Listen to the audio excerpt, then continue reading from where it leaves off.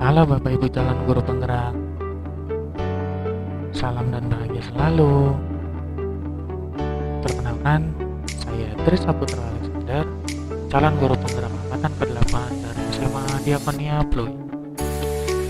Pada kesempatan kali ini, saya akan menjelaskan mengenai mulai dari diri, modul 2.2, coaching supervisi akademik. Ada beberapa pertanyaan untuk mulai dari diri di dalam coaching supervisi akademik ini. Pertanyaan yang pertama, selama menjadi guru, tentunya pembelajaran Anda pernah diobservasi atau disupervisi oleh kepala sekolah Anda. Bagaimana perasaan Anda ketika diobservasi? Selama menjadi guru, tentunya saya pernah diobservasi atau disupervisi oleh kepala sekolah saya dan pengawas sekolah. Ada dua hal yang diobservasi, yaitu administrasi pembelajaran dan proses pembelajaran di kelas.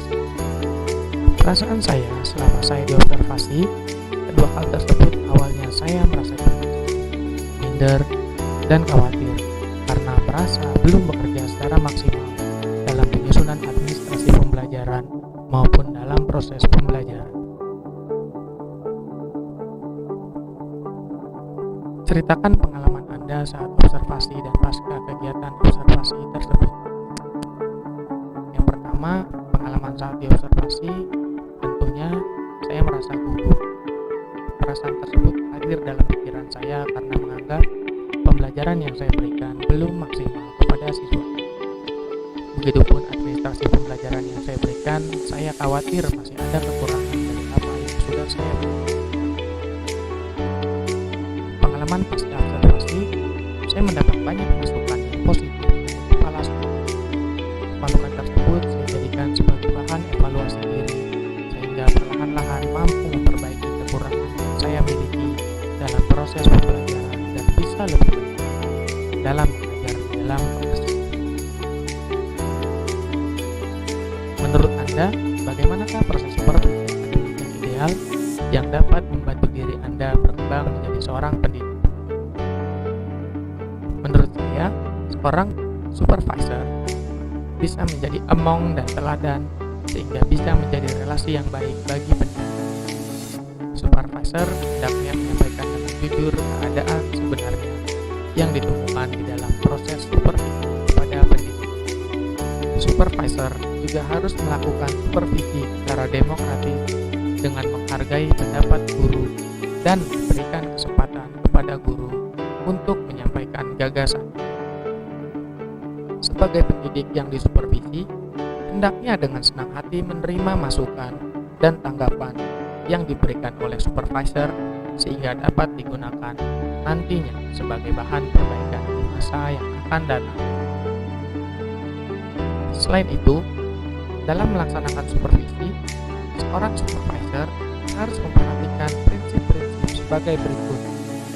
Yang pertama, supervisi bersifat konstruktif dan kreatif. Supervisi harus berdasarkan kenyataan. Supervisi harus sederhana dan informal. Supervisi harus memberikan perasaan aman. Supervisi harus didasarkan hubungan profesional. Supervisi tidak mencari kesalahan ataupun kekurangan, dan yang terakhir, supervisi bersifat preventif, korektif, dan kooperatif.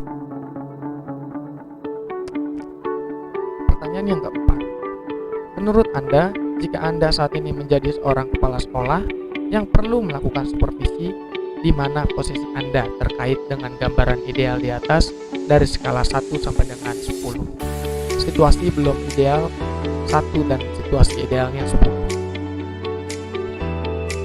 Jika saya menjadi kepala sekolah yang perlu melakukan supervisi, posisi ideal sesuai gambar tersebut yaitu saat ini apabila saya melakukan supervisi mungkin sudah bisa sesuai dengan kemampuan yang bisa saya lakukan.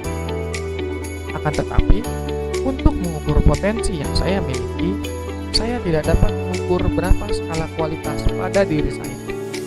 Hal ini karena saya masih butuh banyak proses belajar tentang supervisi dan membutuhkan banyak pengalaman untuk bisa mencapai nilai yang ideal.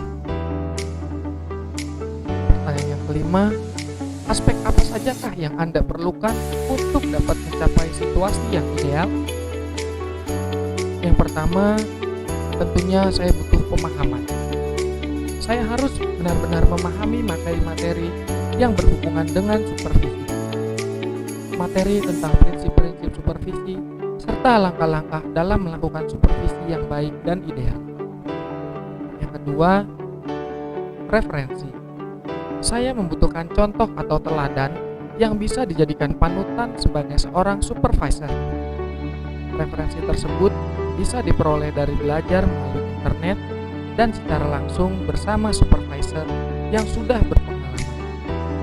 Sebagai supervisor, saya akan terus mengembangkan diri dengan membangun relasi dengan rekan-rekan guru sehingga mampu menciptakan supervisi yang ideal. Yang ketiga, pengalaman.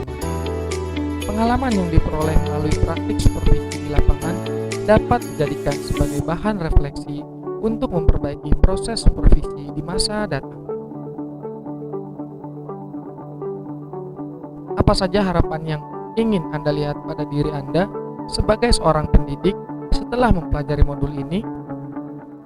Harapan yang ingin saya dapatkan tentunya setelah mempelajari modul 2.3 tentang coaching supervisi akademik, saya berharap mampu memahami seluruh materi yang ada di dalam modul ini sehingga dapat saya terapkan dalam praktik baik di sekolah.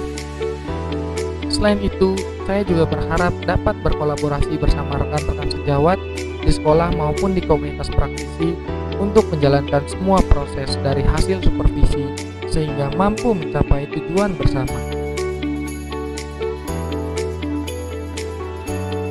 Apa saja kegiatan, materi, dan manfaat yang akan Anda harapkan ada di dalam modul ini? Kegiatan yang saya harapkan ada di dalam modul ini adalah adanya kolaborasi di dalam praktik baik tentang coaching supervisi akademik bersama fasilitator, mengajar praktik, instruktur, dan khususnya bersama rekan CGP.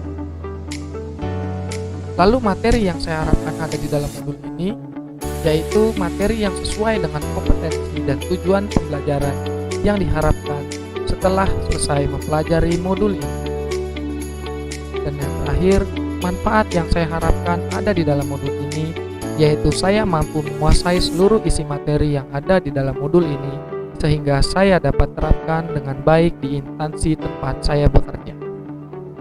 Terima kasih.